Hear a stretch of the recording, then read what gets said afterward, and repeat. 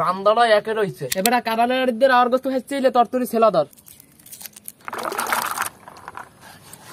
কাঁঠালের রাডি ঘষা হয়ে গেছে, এখন বুগার দেয় লই যাম। বুয়া এই ঘষনে কি খাওন পামু? আরে পাবি মানে ভালো পাবি। কাঁঠালের রাডির দিয়ে রাওয়ার গোস্ত রান্দার পান্নে প্রথমে দিতে আছি সয়াবিন তেল, কুচাইনা পেঁয়াজ, কাঁচামরিচ, দারচিনি, এলাচি আর লঙ্গ, রসুন বাটা, আদা বাটা, পেঁয়াজ বাটা, জিরা বাটা, হলদির গুঁড়ি, মরিচের গুঁড়ি, নুন,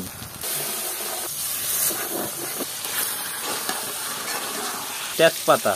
রাওয়ার গোস্ত কষান্য হয়ে গেছে, এখন কাঁঠালের রাডি দিয়ে দিতে হইবে। কি বুয়া এখনো রান্না হয় নাই? খিদে তো পেট সুসু করতে আছে। এই তো হইছে, জিরের গুঁড়ি দিয়ে উঠে খেলাম।